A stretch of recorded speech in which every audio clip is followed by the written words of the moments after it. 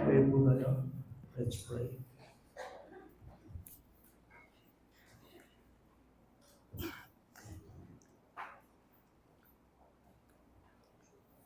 Pinupuri ka po namin, Panginoon, sa oras na ito. Salamat sa iyong kabutihan. Salamat sa iyong pagmabalasakit sa amin. At uli mo kami tinipon sa lugar nito to celebrate your truth, Lord. Aming ipagdiwang ang iyong salita kasama katiyakan ito. At sa aming pag-aaral muli. Pakainin mo kami, Panginoon, ng iyong salita. Yan ang aming pastor. Tinitiwala po namin, Panginoon, kaya mo kang bigyan ng kakayanan upang maintindihan, maunawaan. Ang iyong salita hindi nagbabago. At bigyan mo kami ng puso na maniniwala sa iyong salita. Hindi lang maniwala, kundi ang maghawak. At aking kinatagubili na ang sarili sa inyo. Dahil alam niya, wala akong gagawa kung hindi sa pamamagitan ng inyong biyaya at awa. Beloved, Lord, we ask this, Lord, in the strong name of Jesus Christ. Amen. Sige po, mga kapatana po.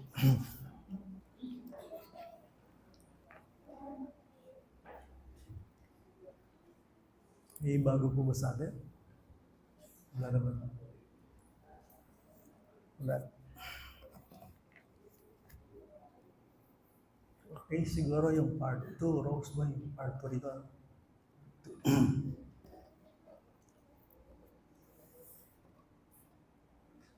So, binigay ko po sa inyo yung dalawang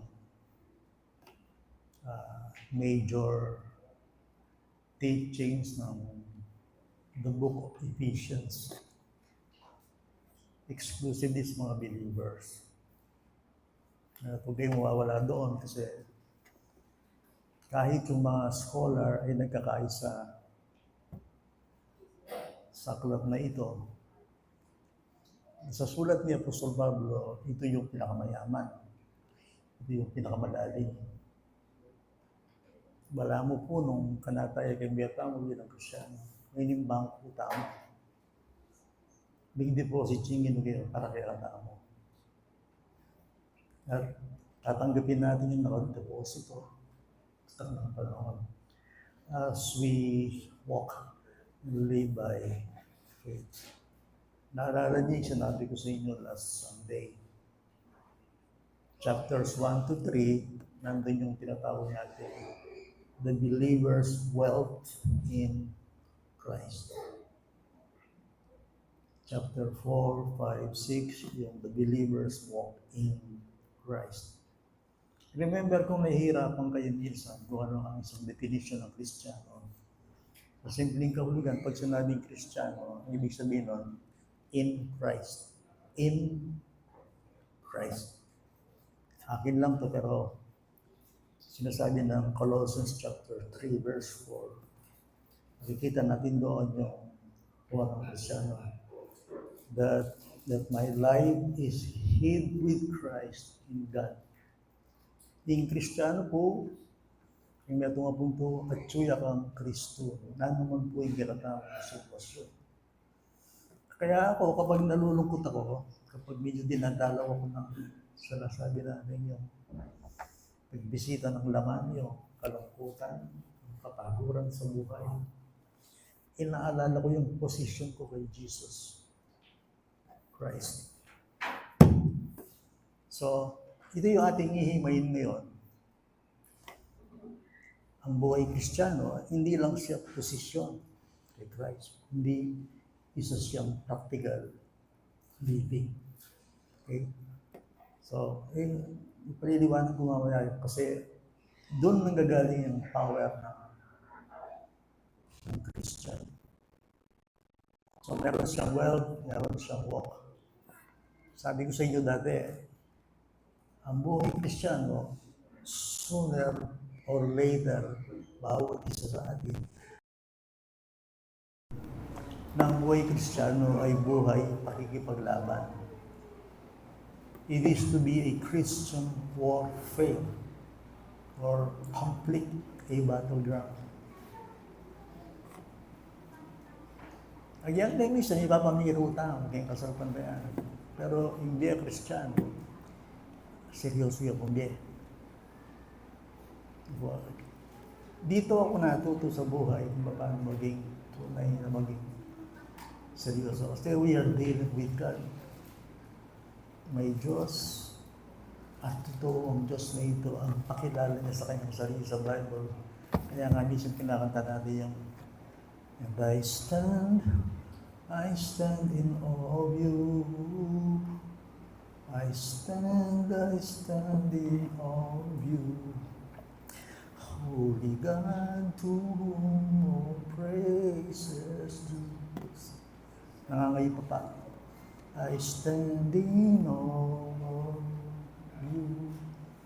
Kanina naman lulubit ang salitang takot king Ginoo. Ang takot natin sa Panginoon, hindi yung natatakot parang papalayo, kundi yung tinatawag na reverential fear. Paggalang, pagpapasako. So, ang buhay Kristiyano, siyempre, masaya, masarap, bago, pero huwag yung makakalimot, ang buhay Kristiyano ay isang buhay pakikipaglaban. It is to be Christian warfare. Sabi ng Akiche, in Bible, chapter 6, ginamit kay Pablo military just to illustrate, para ilarawan na kay katamo na ang buhay, pananampalataya ay isang pagkikipaglaban. Di ba ako doon na kayo? Nanong lalaban yung hindi? Hala ko kung galang ka rin senador na lalaban. Yeah, magiguro naman din senador kasi yung issue niya yung panahon. Ang mga senador dapat may ipinaglalaban. Para kagalang-galang sila. Ano dapat ipaglaban ng senador? Yung balen. Kaliwara yung politiko. Basta ipinaglalaban mo yung totoo, maduwid, yung para sa bayan. Ngayon, kaya nga nawawalan tayo ng galang. Yung iba lang, yung ibang senador, wala lang paglaban Basta sumusweldo ka lang, wala kang pinaglalaban. So, it's supposed to be, ang Kristiyano, may pinaglalaban. Otherwise, kung wala kang pinaglalaban, then hindi ka sundalo. We are destined for war. Naintindihan yun? Makadistino tamo bilang Kristiyano para lumaban. Kaya may ipinaglalaban tayo to fight the good fight of faith. Yun. Binabanggit ng Bible, ang ating kaaway ay malakas. At pag pinag-aaralan mo yung kanyang katangian, makatakot lang. Bakit? Hindi mo sila nakikita. More stronger, more organized. At ito yung sabi ng Bible, isang kaharian. Dahil paano yung demonyo, naglado lang. Kaya ranggo. In a human scale, pag tinignan mo yun, pag pinag-aralan mo yung chapter 6, verse 12 ng Ephesians, nakita mo yun. Sabi ng Bible, parang may presidente sila. May senador. May gabinete. May congress. May governor. Meron ding mayor. In a human scale, magaling bawa ko kayo. Anumang kaharian, organisado yan, kahit nakaharian ni Satanas. Ngayon, paano masasagupain yun? Baka na niya lumaban yung Kristiyano, kaya organisadong at the same time, more stronger. Alam niyo, pag pinag-aaralan ko Bible, Lord, hindi ko naman po natipil na may kaaway kami. Maaaring hindi mo natipil na may kaaway ka, and yet, ang Bible ang nagsasabi at we are not fighting against flesh and blood. Our foes, ang ating mga kaaway ay hindi tao. Sila'y mga spiritong walang katawan at surrounded tayo. Yan ang sabi ng Bible word. Christians, hindi ko sila nakikita, Hindi ko sila maramdaman, pero sabi ng Bible, organisado sila, hindi sila humihinto. Baka naman mamaya, yung ating sinasabi, makatakot lang. Hindi ka dapat matakot o ma-intimidate sa kanila. Sinasabi ng Bible, 1 Peter chapter 5, 6 to 8, resist the devil and stand firm in your faith. Kahit sabihin ng isip mo, walang kaaway. Sabi ng Bible, meron kung Christian ka. Okay? Kaya nga, kung naniniwala ka na may kaaway ka spiritual, magdepende ka ng Diyos. Ngayon yung maintindihan at bakit ang Panginoon inuutusan niya ang Kristiyano to be much in prayer. Yung tama yung magbabagyan pa rin, sambog na yan. Kahit si Christian. Ang sinasabi ng Bible, may solusyon ganyan, ako kaya kayo. Ano yan? Mapuno kayo ng Espiritu. Without that, nahihirapan tayo. Sino sa atin? Kaya pag sinabi mo, pinagsabi ng Bible, pare-pareho tayo mo karanasan kay NBA. Alin? Siyempre, congregation, sabi ko po, Betis lang din ako. Siyempre, ako yung Betis na yan. Magdepende lang na ako eh. Talaga magdepende lang na ako eh. Ating deacons, ating workers, ating mag-preach. Pero alam ko yun, siyempre, pastor. Ngayon, saan naman magdidepende yung pastor? Kaya nga pong Ginoo. Siyempre, magkikita tayo yun, 2 hours, lalo na ako. Yan ako talagang dapat kaya di pa eh. May at hinang doon pastor kaya di dapat, may ako na. That's why ka akong schedule, tagalan. Sensya na ko rin. So, ibig sabihin nun, kailangan tayo magdepende kay Ginoo. Kaya pastor. Okay? Bakit?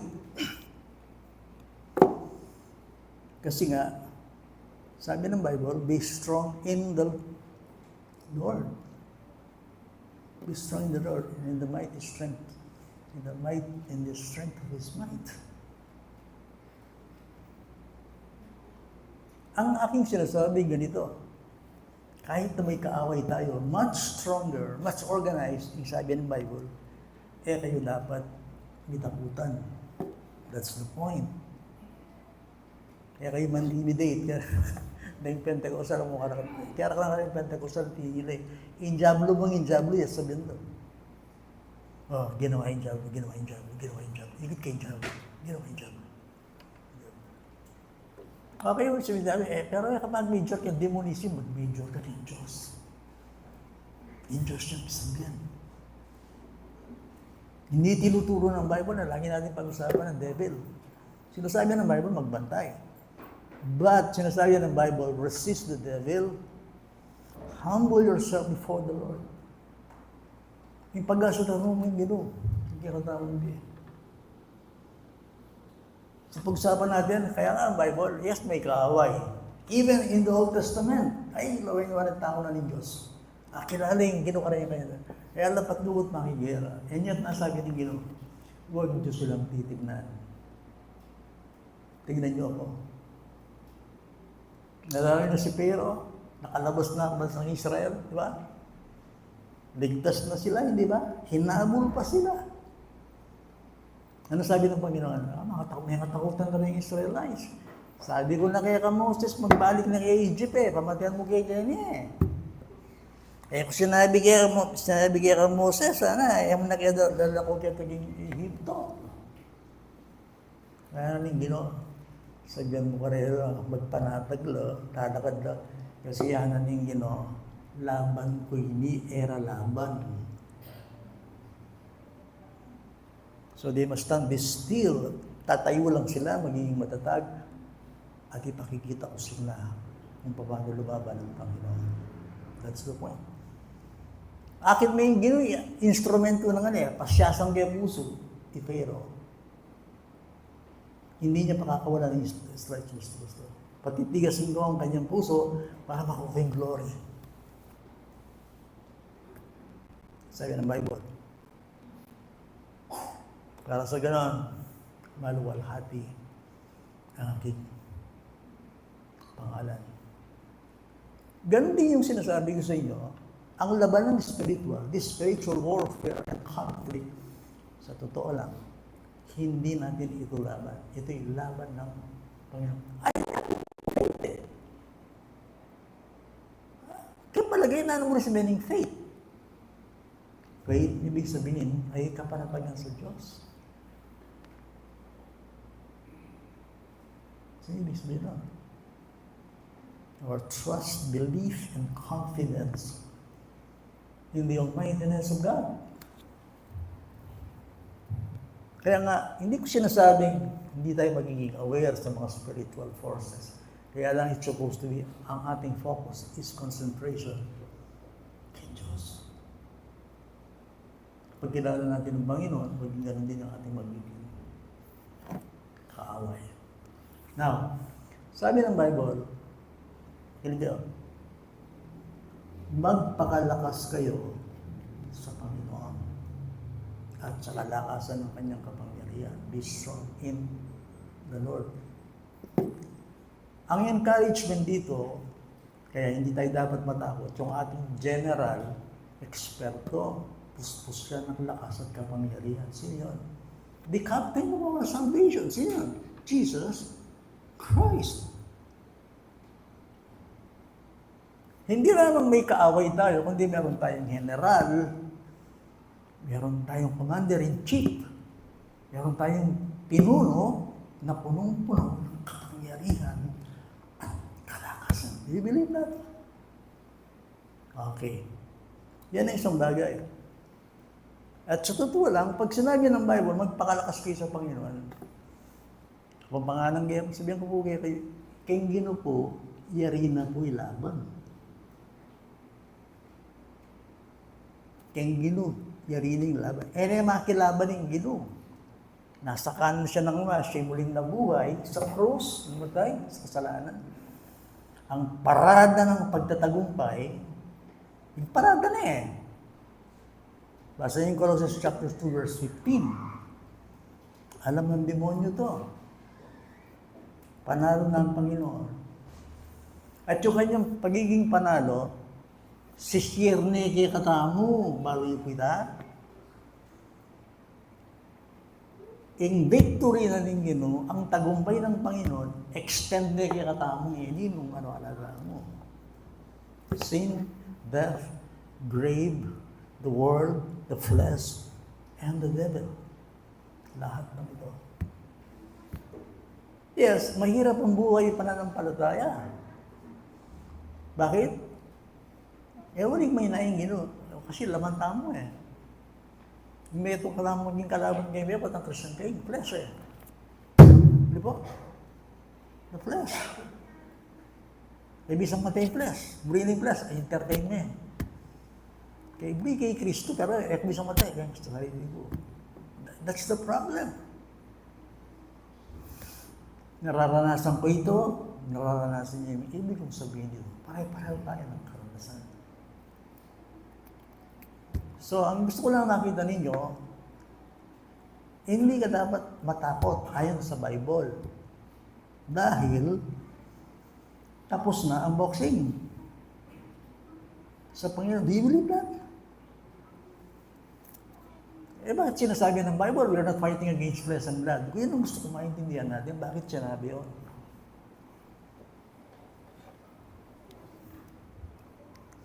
Buksan natin ang ating Bible, mga kapatid.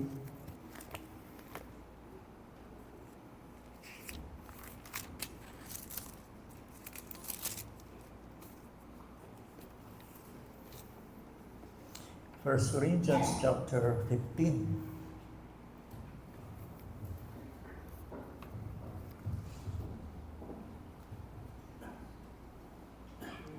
Verses 57 to 58. 1 Corinthians 15. Subalit salamat sa Diyos na nagbibigay sa atin ng pagtatagumpay. Kaya po, sa pamamagitan ng ating Panginoong Kristo. Lagi yun. Through our Lord Jesus Christ. Anong ibinibigay sa atin ng Diyos? Tagumpay. Kaya nga sabi ng 58, kaya nga, mga kapatid, kung minamahal, kayo'y maging matatag. You see? Victorious tayo. Pero kailangan kang maging matatag. Yan ang faith. Sabi ko, I-experience niya na po ito salitang magpakatatag. Tatalong, magpakatatag ka na eh. Pakatatag ka. Okay? Sana intindihin niyo kung balik gusto yan. Yan, makiramdam ko siya mo, bitundo kayo na eh. Pakatatag kayo. Pasensya na ka, Junior, balong magod lang. Hindi kayo mong obsessed ka rin sa cellphone. Siyempre, ka makapag-concentrate, yung utak mo, may makakulto eh. Karas kayong spiritual, word of God, ay makakoncentrate, magpakatatag ka. Yung demonyo, dudurot yung malay ka lang.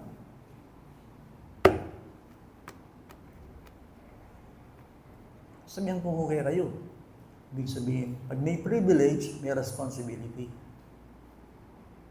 So, magpakatatag ka, hindi kilos. Go straight. Hindi yung kaliwat kanan, kundi concentrate. Focus. Kita mo yung nagagawa ng salita ng Panginoon. Diyan? Laging sagana sa gawa ng Panginoon. Okay? Ano yung laging sagana? Pag gumagawa kayo sa Panginoon, wala ako last day nyo na yan. Do it with all your might. Do your best. Para ka ako sabihan ko, makanano kung ba gusto ko relasyon kay Diyos. Gusto yung gagawin mo yung imperables mo kay Ginoo. Gusto ko relasyon kay Diyos. Pero kung gagawin mo, latak-latak mo, yung relasyon mo kay Diyos, ay ako sa relasyon kay Ginoo. Ay, pastor, kalagawa ng magsalita. Di po, battle po yan eh. So, do your best.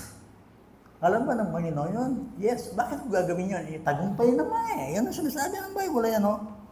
Laging sagana sa gawa ng Panginoon, yamang nalalaman ninyo na hindi walang kabuluhan ang inyong gawa sa Panginoon. Wow, hallelujah.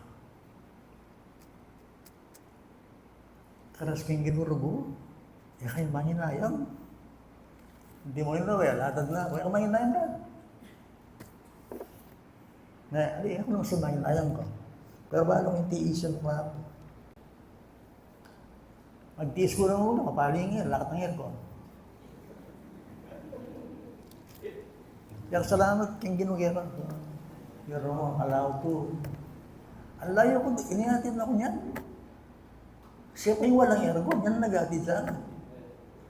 Kaya kayo nga, puro aircon kayo eh. Yan, pamisan-misan. Kapaling nga yan, nabali na sakit ko stroke. Sakit yung pali ko, salamat kayong ginugera. Paano na yan ito? Hindi, nag-alimbawa lang ako. O sino man sa inyo rito, nakakutiisin ganyan, nakakugagawa ganyan, ako magro. Dembin niya ako ganyan. Paano na yan dito? Bakit? Kingin mo, ibig sasabihan. Kingin mo. Antay Candy. Adyang malat siya na yung minsan luto eh, pero kayo mangin na yan. Siya, wala ba si Wonder? Oh, yes. Yan, yung mga sisipag yan, yung ginagawa na. Yung doktor natin, si Joseph. O yan. Ibig sabihin, hindi, alam sayang kayo. Hindi kayo, matamagad yan kayo, magkalog kayo. Ano man ang ginagawa ninyo? Panginayaman. Basta matulid mo sa, as you attend, as you give your time. Alam ko lahat tayo nagkukulang, pero sabihin ko sa inyo, ang mga kapaguran sa paglilingkod. Sabi na ng Bible, walang kabaldugan eh. Why? Kasi nga nagtagumpay na siya. At ito yung sinasabi ng Bible, no? Walang kabuluhan ang inyong gawa sa Panginoon. 2 Corinthians chapter 2, verse 14. Subalit salamat sa Diyos na siyang laging nagdadala sa atin sa pagtatagumpay kay Kristo. At sa pamamagitan natin ay ipinahahayag ang samyo ng pagkakilala sa Kanya sa bawat dako. Ito yung sinasabi ng 2 Corinthians chapter 2, verse 14. Ano yung gusto kong ipakita sa inyo dito? Ipinakikita ko yung tagumpay na tapos na ginawa ng Panginoon para sa ating mananampalataya. So, ang pinag-usapan natin pag Christian, victorious life. Tingnan mo yung sinasabi ng 1 John chapter 5, verse 4. Let me read. I will read for you. Sapagkat ang sinumang ipinanganak ng Diyos ay dumadaig sa sanlibutan. At ito ang tagumpay na dumadaig sa sanlibutan. Ano yun? Ang ating pananampalataya. Okay, so gusto ko makikita natin ang isang bagay. In Kristiyano, lawin mo hindi buo. Hindi mo lang titingnan yung kasalukuyang sitwasyon mo. Hindi, huwag mo titingnan na gano'n. Titingnan mo una lahat, your position in Jesus Christ. The positional reality. Naintindihan niyo po? Lawin niya yung kasalpantayanan mo munang dili, yatin po yung faith niya. Lawin niya po itang position yung the complete, the whole view of life. Ano yun? Sa Diyos, tapos na. Ang alin? Siya na nagpasimula ng mabuting bagay ang siyang magtatapos nito hanggang sa araw ni Kristo. Paano kakantaya ganito? He who began a good work in you, He who began a good work in you, ano ito yan? He'll be faithful to complete it. Yan is mo ba niya? He'll be faithful to complete it. He who started the work will be faithful to complete it in you. He who began a good work in you. In you. Siya na nagpasiwala. Eh, pwede nga riyan eh. Bakit? Eh, Diyos yan eh. Ang ibig sabihin, Pastor, yung tagumpay ako kay Mary, Christ? Yes. Exactly. Kaya nga tayo nabubuhay ngayon sa ginawa ng Panginoon sa atin. Ini-extend niya ngayon. Kaya nga sabi ng Bible, pinanguunahan tayo ng Diyos sa parada ng pagtatagumpay. Kanino? Kay Kristo Jesus. Okay?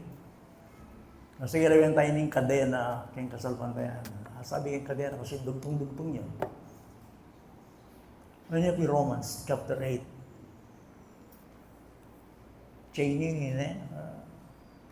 Mamasa tayo itong talata. Tingnan natin yung position natin kay Kristo, the positional reality. Pag tinignan tayo, para tayong mga talunan. Pero kung nakay Kristo tayo, tayong lahat ay victorious. Sino nagsabi niya? Ang Diyos. Romans 8:28. Ganito yung sinasabi ng kasulatan sa ating Christians. Romans 8:28. Nalalaman natin na sa lahat ng mga bagay, ang Diyos ay gumagawa. Napansin niya po ito? Hindi mo muna aktibo yung Diyos. Ang Diyos ay gumagawa sa ikabubuti ng mga umiibig sa Kanya. Hindi mo din of course, Christians. Hindi lahat ng tao to, hindi lang Christians. Nanalawa na ng Christians. Of course, din itong Kristiyano, waluran ng Diyos. I love God. Kabaduyan to, corny, ano masabihin? Weird. I love God. We love God. Alam ka naman, nakalakaling Diyos sa may kaluran, but we love God.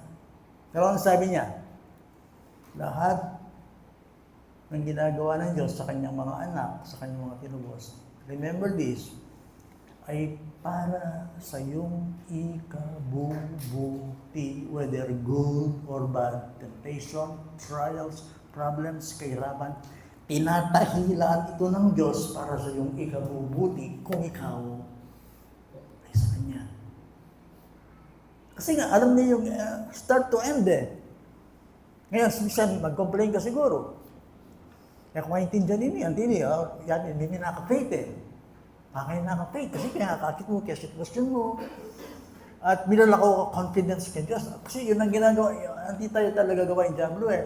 Ena muriing milapit na kay Diyos. Balong-baling gawa ng Diyos.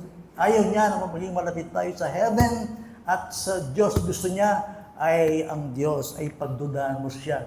Hindi mo siya paniwalaan na siya'y mabuti. Kasi nga, ang sasabihin mo, yung sitwasyon ko, nung kaluguran na ako, hindi ko sitwasyon. Eh, ano yun?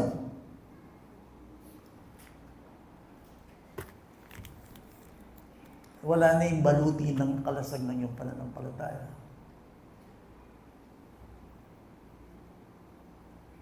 So, kung niniwala ka sa puntong ito, sabagat 29 ang nakilala niya, nung una pa ay itinalaga naman niya na maging katulad sa larawan ng kanyang anak upang siya maging panganay sa maraming magkakapatid. Malinaw sa akin ito. Isa ang layunin ng Panginoon sa buhay ko. Ano yun? Ang tayo ay maging katulad. Makita yung larawan ni Kristo, yung kanyang karakter sa buhay natin. Kung malinaw kaya kita, kung dalang ariwan eh. Okay. That's why ako, pag sinisiran ako, meron sinisira sa akin, biswer diya kendi. Meging maulad diya kendi. Kapag ang kakwentuhan ko, ang ganda lang yung sinasabi niya sa akin, naawa ko. Kasi ang Kristiyano, kahit na pag-usapan niya yung blessing mo, hindi ka mawawala doon sa major, ano yun? Dito ako binibisita ng Panginoon, binabago mo ng Panginoon. Ako talaga, hindi ako nai-impress kapag sinabi ang Kristiyano ito yung naging milyonaryo, lumaki yung bahay. Kung andun lang, ha? Bakit? Bakit yung plano na kaya ka ng Diyos pagiging milyonaryo? Dagol ka bali? Yung maplano sa'yo ng Diyos? No. Prosperity gospel dito. Now, kung pagkamanan, kung sabihin ng Ginoo, mag-bless. Pero ang pinakatampok, feature, ang layunin ng Panginoon sa isang Christian ay masalamin si Kristo sa atin, the character of Jesus Christ. Lako na kanyang eksena ng Ginoo. Ang dapat matay ka kaya sarili mo eh. Pride, tampo, then, bago mo rin yung mag-grow, maramdamin, sensitive, alam niya tayo kaya sarili, mapanisip na anumang bagay. Mababali sa kinanong bagay, so don't be anxious about anything, makapokus kang Diyos. Bala mo, pag may nangyari sa kanila, hindi na sinasabi, Lord, mag-submit ko kay Buray mo. Buray mo yan, sakit ko, sige, do it. Mag-submit ko. Alam ko hindi mo ako pababayaan. Alam ko ang kamay mo ang humuhubog sa akin. Sinaktan ako ng kapatid. Inalaw mo yan, Panginoon, for my character. Mag-mature ka kanina kasi nakikita mo, hinuhubog ka ng Panginoon sa isang sitwasyon. Anong ginagawa ng Panginoon? Tinatanggal ka sa eksena at mahalaga sa Kanya, makita si Kristo sa buhay mo. Di ba? Tingnan pagtsagan. At sunyang sitwasyon sa akin, walang makaunawa sa'yo. And yet, hindi mo alam, tinatrabaho ka ng Diyos. Pinapanday ka ng Panginoon. Ano tinuturo sa'yo? Of course, to make you humble. Mumunang dilita kasi maragulya problema yung Diyos kaya kasi naging pride ng problema na eh. Maragulya problema yung Diyos kaya katama mo. That's why kapag Kristiyano ka, naman tok lang yung Diyos hanggat nakapanday. Ngayon yung sakit, para i-humble lang. Ngayon yung sitwasyon na masakit. Hindi sa nangyayari yun. So, ano yung gustong makita ng Diyos sa atin? Yung tayo ay pinagpala, makita niya sa atin, lahat ng blessing na sa atin. Hindi. Ang gustong makita ng Panginoon sa atin, si Jesus Christ. Kaya nga tinawag. Alam niyo ba ang Bible? Lahat ng bagay sa mundong ito, sabi ng Bible, uuwi yan sa Panginoon. Ang plano ng Panginoon Diyos dito sa daigdig na ito, ang si Kristo ay maitanghal at mag-iisang pangalan. At pagtatagpuin niya ang mga nasa langit, nasa lupa, and every knee shall bow and every tongue will confess that Jesus Christ is Lord. Makalang wala rin bansa, dating nga doon, at meron nga maging hari, the return of Jesus Christ. Kaya nga sa huling panahon, nakikita niyo ang tao. Observe na rin tao Okay. Tingnan about material things, ala ng spiritual. Nakalimutan nila si Kristo yung muling babalik. Mauulit nga yung kasaysayan. Ang panahon ni Noe, ganyan Ang tao yung mga kumakain, umiinom, nag-aasawa. Hanggang sa dumating yung baha. The same. Lungkot na yung kapil dating gino, balo. Pero ay sabihan na ng Bible, mauulit ang kasaysayan. Ano yan? Malasiging tao about spirit, about material things, pero alam spiritual. Ako mga anak, sabihin ko mo kaya kayo yung punto. Buli mo sabihin, Pastor, yung pera-pake na ng ganun kanya itong giting. Doon to ay Kristo? Yes! Basa niyo yung Ephesians chapter 1.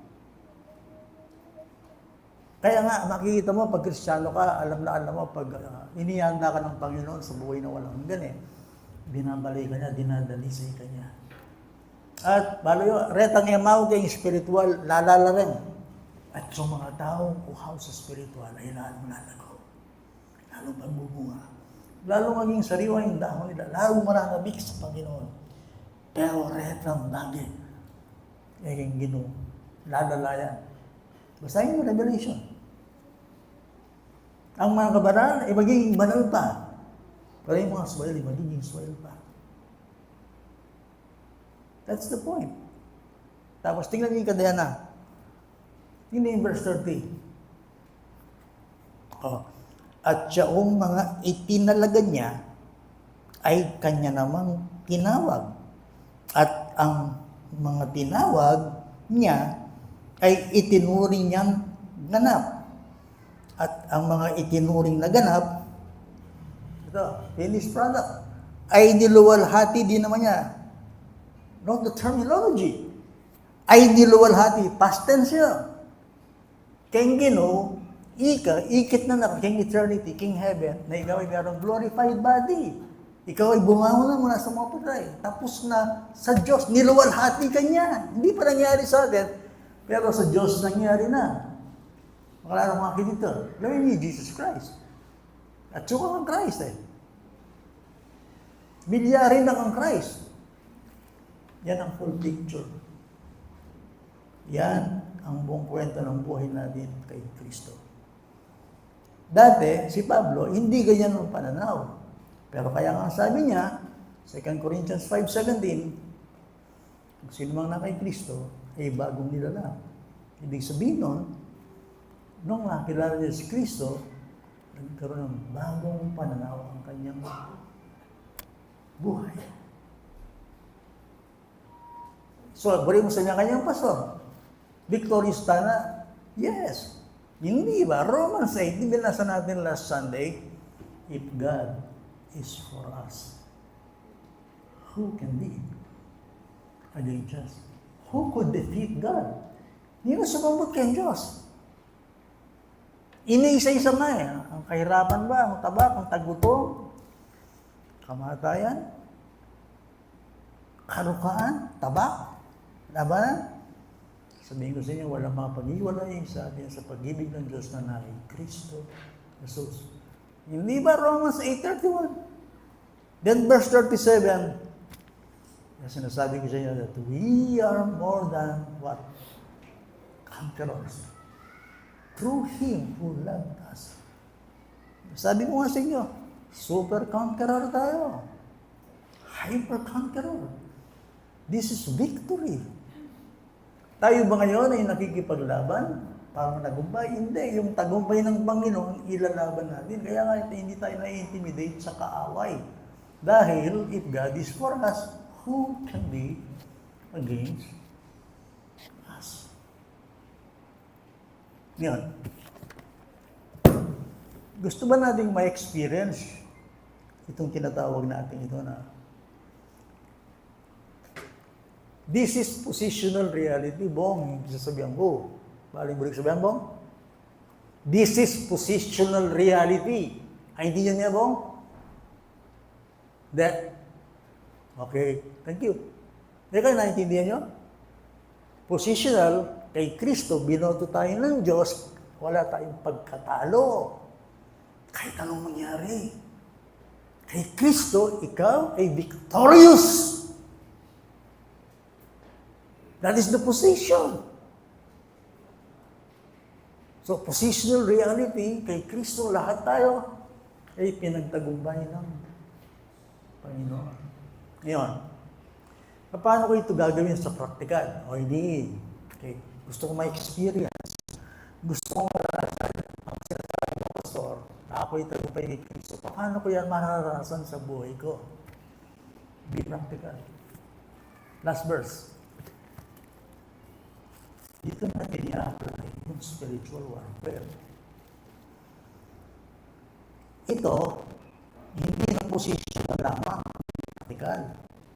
Okay? Ano ito?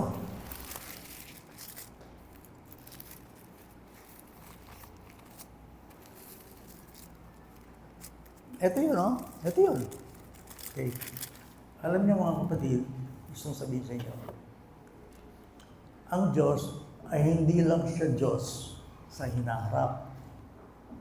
Ngayon mo isipan ng dito, pag-compare na ulit, ang Diyos, Diyos neni-ngeni. Okay? Sa Bible, makikita nyo ang mga pag-aaral na ito. Okay?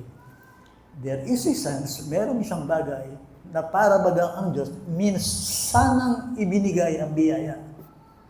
Once and for all. Bisa mo. I-save ko na yun, iligtas ko. Finish. Yan ay may ulitan to. That's finished. Victory, forgiveness, adoption, justification, sanctification. Minsan mo ito milyani. Pero ang Diyos, although they can be in parts and in portions. Dito mo pasok yung salitang grow in the grace and the knowledge of God. Ako magsalita ko ngayon, sugrado na yung kaligtasan ko, sugrado na yung tagumpay ko, kasi may nagumpay na yung Kristo. Fine. Pero kaya ang aldodo mo, i-apply mo na yan kanini sa biyanda mo. Ano yun? Verse 13, 6:13. Bago tayo mag-pray. Okay? Ito yung gagawin mo. Ito yung practical na gagawin mo. Ikaw ang gagawa nito, hindi ang Diyos. Ikaw. Ito yung faith mo. Ano yun? Kaya kunin ninyo ang buong baluti ng Diyos. Not that, ng Diyos. Upang kayo'y makatagal sa araw na masama.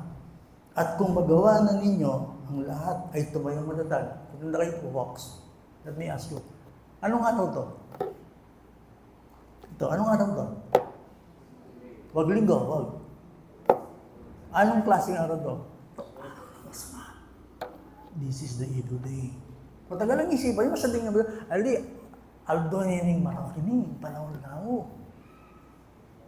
Masama ang ating panahon. Okay? Kaya solusyon ni Marcos kay bansa, aliya. O sino mo presidente?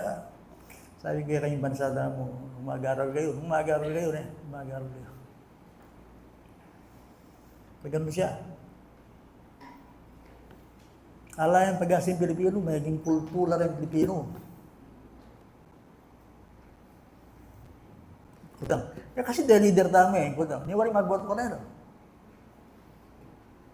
Dahil leader ng at sasala, hindi mag-vote ko na. Di ba tayo? Nasa leader yan. Agree ako doon. Democracy ng Pilipinas. Mauliti kaya tayo pa sa aligo po, yung issue yan. Kami miskate ang mete dating politiko, brigang politiko, hindi na yakin. Ito, agyan ng sitwasyon, harapan ng situation, pati Marcos. Harapan na talaga, yan dili. Very brilliant eh. Brilliant eh. Pero nga namang case, sitwasyon. Uli nga lang sa likod. Harapan rin kalaban, kaya kaya, debate. Kalamang kaya TV. Yan ang usong ngayon yan.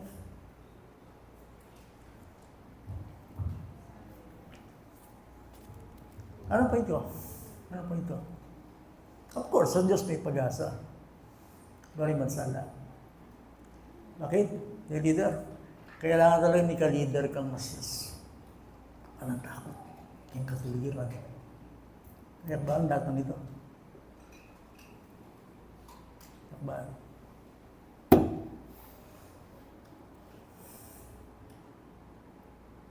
Oh. Ito ba, evil days to? Noah's days tayo, di ba? Noah's days. Yan daw, duman ng pera. Kabilang pagawa ako sa lawin ninyo. Nung una akong nagpagawa, ilang buwan pa lang, 500 lang to. Grabe. Yung sekretary ng doktor. Malaki na tubo nun. Kasi pinalitan lang yun. Kakukuha ko lang ito ngayon. Nakuha ko.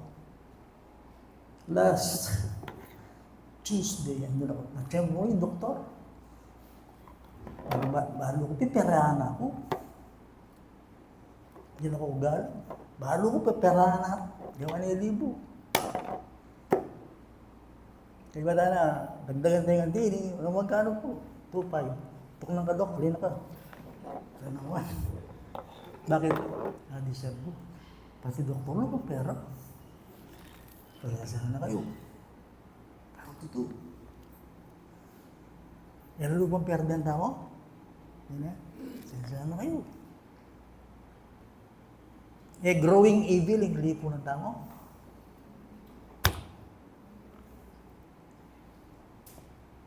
So, kaya nga, magpakatatag kayo. Yan ang ibig sabihin mo.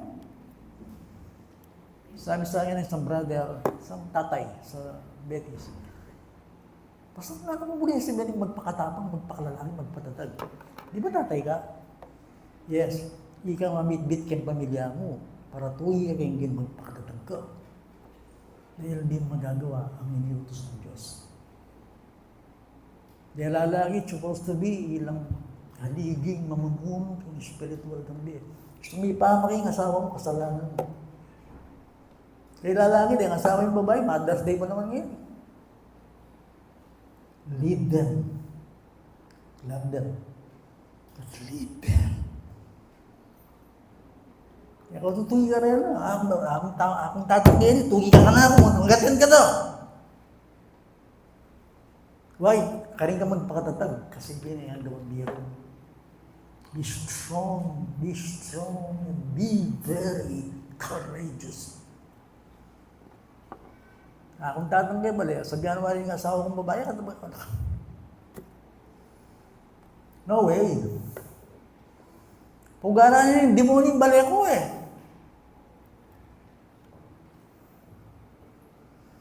So, ginanong ko lang, evil days tayo ngayon. Pati isipay, masatingin pa ng tao. Mali, masatingin pa ng tao. Ano ba yun natin mo? Sometimes may minsan ko, kagising ko lang ito ng buwan, mag-rapture eh. Ready, be ready. Mga ganun sinasabi ng Bible. Darating ang Panginoon, hindi mo inaasahan. That's the point. Remember the 10 virgins. 5 mo karete, yan ang biyaso. Yan ang 5, formal lang. Professing Christians na pero yung puso. Aliwain nyo yan talagang sentong ganyan lang din. Basa niya ito. Pareho lang pareho. Diyan rin din application.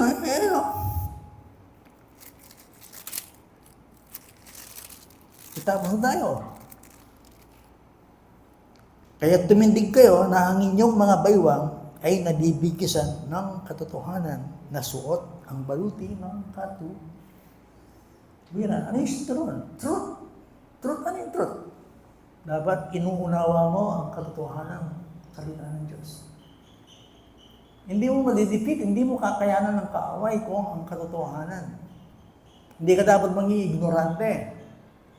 Dapat meron tayong knowledge tungkol sa Diyos, alam natin ang truth, alam natin ang kanyang salita, para ang kaaway natin ay makaharap natin. Tapos katuwiran, yun si Kristo. Tapos pinag-aralan natin na nakasuot sa inyong mga paa ang pagiging handa para sa Ebanghelyo ng Kapayapaan. Kinuha rin natin yun. Kasama ng lahat ng mga ito, taglayin ninyo ang kalasag ng pananampalataya. Sa pamamagitan nito ay inyong masusumpo ang nag-aapoy na palaso ng masama. I think ko lang na kung time pag in-expound ko itong verse 16. Hindi at siguro nakapagsalita na ako sa inyo. Bakit kailangan ng faith? Importante yung faith. At sabihan ko niya yan, God willing, sa ating susunod na pag-aaral. Pipray tayo, tapos awitin natin yung great is the Lord. Wala tayong masabi kundi dakila ang Panginoon. Siya ang nagbibigay ng tagumpay sa ating lahat. This is the good news. Let's pray. Panginoon, maraming salamat po sa inyo. Sa inyo ay nakakatagpo kami ng instruction, pagtuturo. Kailangan ka namin sa aming buhay. Ayaw namin pairatin ang aming pride sa oras na ito. Hindi magpakababa sa inyo. Bigyan mo kami ng discernment sa panahon namin kung anong klaseng daigdig meron kami. Bible na nagsasabi, ito yung panahon ng masama. Ito yun. Please, Lord, bigyan mo kami ng puso na nagnanais matuto sa inyo. Hindi kami dapat matakot sa anumang sitwasyon. Ang mahalaga ay ang tumingin sa inyo. Tawarin mo kami sa aming mga pagkukulang. Tawarin mo kami sa aming mga kahinaan. At pasiganahin mo sa amin ng iyong biyaya. Renew our faith, Lord, please. Hindi sapat ang may pera kami. Hindi sapat may pagkain kami. That man shall not live by bread alone. Hindi sapat ang masaya kami sa mga bagay sa mundong ito. Ang mahalaga, Panginoon, ay pinag-aharian mo kami. Teach us. Para sa ganon, yung mga pamilya namin, yung mga anak namin, yung mga kilala namin, makita sa amin ang mabuting balita ng kaligtasan ng Ebanghelyo ni Jesus Christ. Maraming salamat po sa inyong kamay na umaalalay sa amin. Dahil sa inyo, Panginoon, meron kaming tagumpay. Binigay mo sa amin ang iyong anak. Siya namatay, siya muling nabuhay, at ngayon ay nakaupo sa iyong kanan. Napakadakila po ninyo, Panginoon. Dahil sa inyo, makapamumuhay kami ng may tagumpay. Yun nga po yung sinabi na isuot namin ang baluti ng Diyos. Hindi lamang positional reality, hindi practical living. Mahi-apply po namin ang mga talatang ito sa buhay namin. Thank you, Lord, in Jesus' name. Amen. Tumayo tayo. Awitin na natin, alam mo ba yung great is the Lord? And most worthy of praise.